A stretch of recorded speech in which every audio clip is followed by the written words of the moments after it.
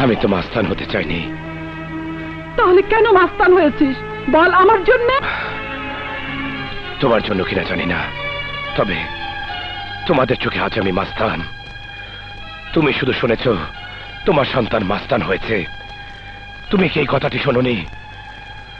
তোমাকে হাসপাতালে রেখে তোমার মেয়ে মাত্র কয়েকটা টাকার জন্য হাসেম সদরে পাল্লে পরে ইজ্জত হারাতে বসেছিল।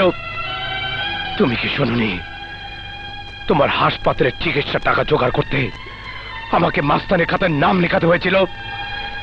তুমি কি দেখোনি টাকার ভারে আমার বাবার মৃত্যু রহস্য উদ্ঘাটন হয়নি? আমি তো তোমার জীবন থেকে দূরে সরে যেতে চাইনি মা।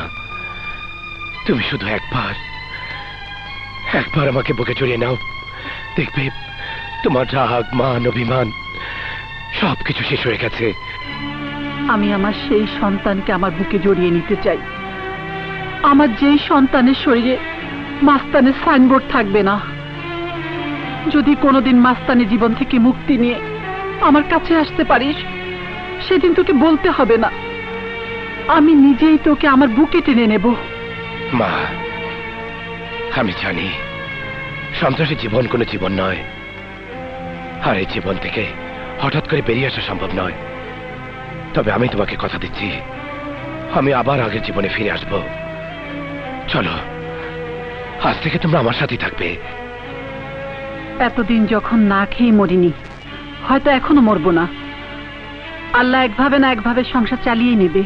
মা, তাহলে আমি যা শুনেছি তা কি সত্যি?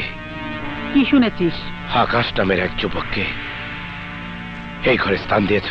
কি বলতে চাস খুলে বল। আমি শুধু বলতে চাই, বাইরের কোনো লোক আমাদের সংসার নিয়ে বাজে সমালোচনা করুক, তা আমি চাই না।